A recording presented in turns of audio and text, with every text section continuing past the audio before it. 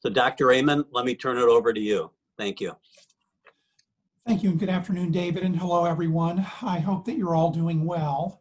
As you know, Wisconsin remains the epicenter of COVID-19 in the U.S., as we have been now for a month.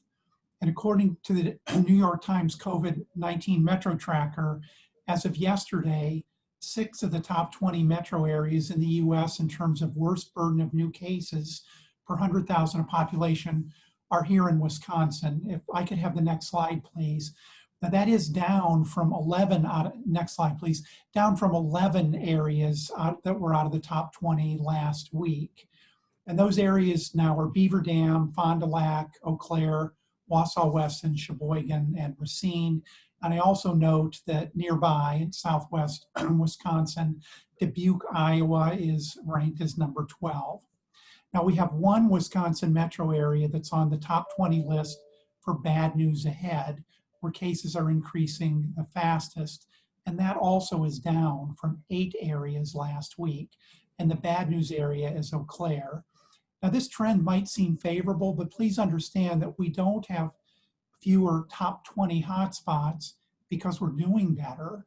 Rather, the states in the Great Lakes region and the upper Midwest are catching up to us.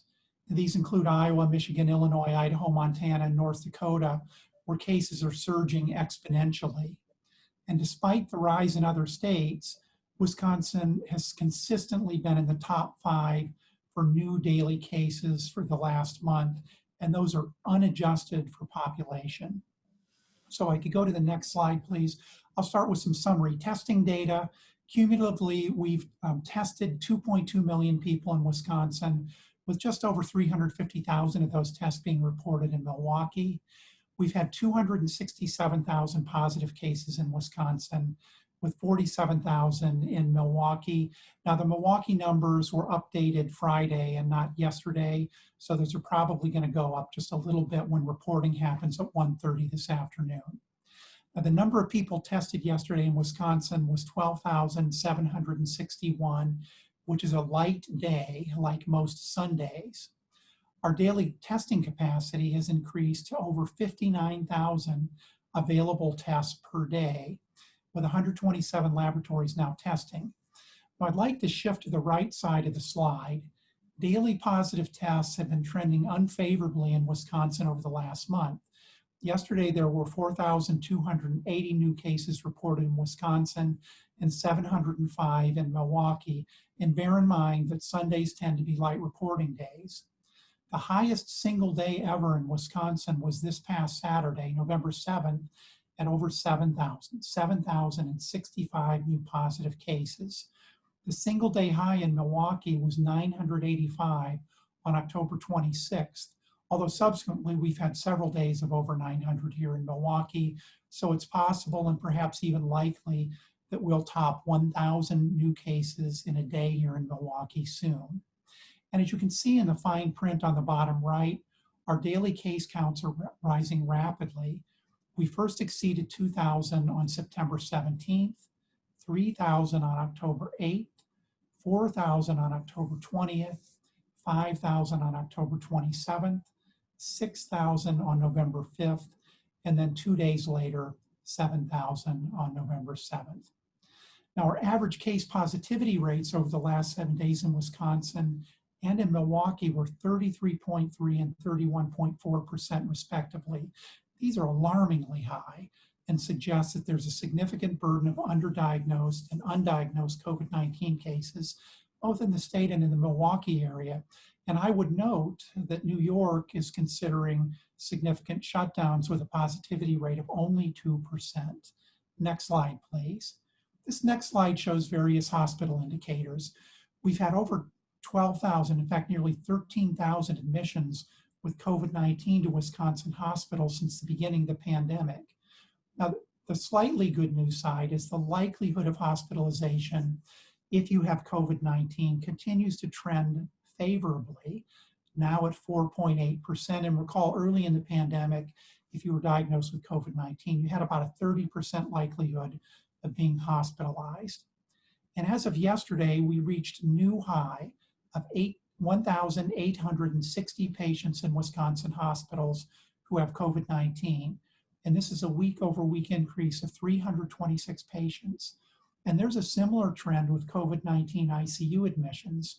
Wisconsin reached a new high census of 397 yesterday, with a week-over-week increase of 50. And it's also important to note that ICU bed availability continues to drop significantly. And as of yesterday, we only had 168 available ICU beds in the entire state. Many hospitals have already activated internal surge capacity, which is beginning to place a strain on recovery rooms, step-down units, and procedure rooms that have been repurposed into intensive care unit beds. Now, available ventilator capacity is very copious and should never be a limiting factor for caring for COVID-19 patients in Wisconsin, although we do note that the number of available ventilators has decreased to 1,772. PPE supplies also are worsening, especially for paper masks and gowns. And the PPE supply chains all are fragile and we can't take them for granted. Next slide, please. Now, I want to break down the 7 healthcare emergency readiness coalition regions in the state, and you can see some statistics here. COVID-19 hospitalizations are at or near all-time highs, with exponential growth for all 7 HERC regions. And you can see the numbers for each of the regions shown under the first bullet. Now, COVID-19 ICU admissions are rising in 6 of the HERC regions, and that COVID-19 ICU admissions are at or near all-time highs for Wisconsin and for 6 of the HERC regions: Fox Valley, Northeast, Northwest, South Central, Southeast, and Western. And ICU censuses are high in 6 of the HERC regions. And you can see down there that many of them are at or over 90%. Ideally, you want your ICUs to run at about 70% occupancy. That's above the break-even point for finances and is well within the range in which you can operate efficiently. Once you get up over 80 to 85%, it's very difficult to maintain efficiency in your ICUs. Now, in terms of the southeastern HERC that includes Milwaukee, COVID-19 hospitalizations are rising exponentially. ICU admissions are rising, but more slowly, but they still are at all-time high levels. I also want to clarify that most of the patients in our ICUs do not have COVID-19, but a surge of COVID-19 patients requiring ICU care places a strain on our ability to take care of all other patients. Next slide, please. This slide summarizes the outcomes for many of the patients with COVID-19 in our state. 77.4% of the patients diagnosed with COVID-19 are categorized as recovered. What that means is they either had their symptoms resolved or they're 30 days out from their diagnosis. Many of these recovered patients have not fully recuperated to their pre-COVID-19 state of health. And in fact, many of these patients are suffering from long-term effects of COVID-19. They're called long haulers, suffering from long COVID. We have almost 22% active cases right now, and that continues to increase as we see a surge in the daily caseload. And 0.9% of patients diagnosed with COVID-19 in Wisconsin have died. And that's significantly better than the national average, which is running at about 2.3 to 2.5%. Cumulative deaths in Wisconsin have jumped now to 2,312, and 509 of those have happened in Milwaukee. And the daily number of deaths clearly is rising in Wisconsin and Milwaukee. We're past the lag phase where you see no increase in deaths, but rising case counts. And as I've noted before, and you can see in the central table there, COVID-19 disproportionately affects people of color and communities of color, but can be fatal for anyone. And as you can see, the majority of deaths in Wisconsin are among people who self-identify as white. And this is particularly important when we consider the spread throughout the rural areas of the state.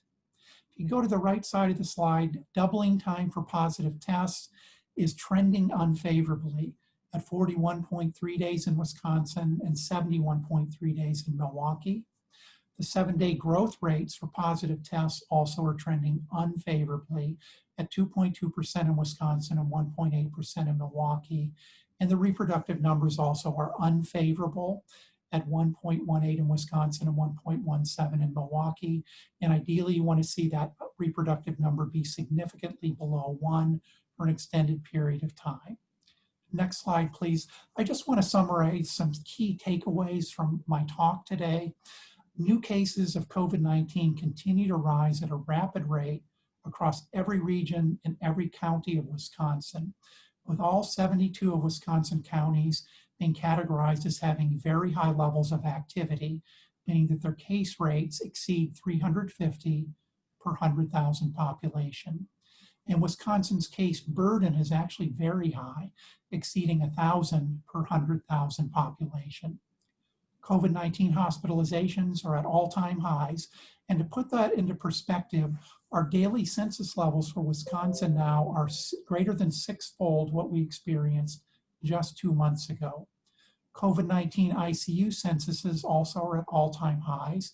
And to place those numbers in perspective, our daily ICU census counts are greater than 4-fold what we experienced 2 months ago. Daily reported deaths from COVID-19 also are rising and are at all-time high levels, with a 7-day average of Wisconsin deaths nearly 7-fold what we experienced just 2 months ago. And hospitals are nearing capacity. So the 7-day average use of hospital beds and ICU beds in Wisconsin is about 90%. Just to shift to the alternate care facility at the fairgrounds, it has capacity to handle about 530 patients, but currently there are only 7 patients in the ACF as of yesterday. And one thing that I want to make sure everyone understands, the ACF is not a full service hospital. It's really geared to provide care to patients that are 24 to 72 hours from discharge so that they can free up space in the sending hospital. Patients there can receive oxygen therapy. About 300 of the 530 beds are capable of delivering oxygen therapy, and it is certified to be able to give remdesivir. So there is a limited capacity to give intravenous medications, but the ACF cannot substitute for ICU beds or for fully staffed ward beds in a full service hospital. And then finally, I think everyone needs to understand our beds really are not our limiting factor right now. We have staff who are out across the entire state, either due to COVID-19 infections or because they've been exposed and they're in quarantine. And that would include physicians, nurses, respiratory therapists, pharmacists, all the frontline healthcare providers necessary to give intensive care to patients who are sick with COVID-19. If I could go to the last slide, this is just so that you can see the multiple data sources that we at MCW use to prepare these presentations. And with that, I'd like to say thank you and turn it over to either David or Julia. Well, thank you, Dr. Raymond, again, for sharing your insights and what frightening numbers we're looking at here. We want to encourage everyone to continue to practice social distancing and mask wearing to keep yourself and our community safe.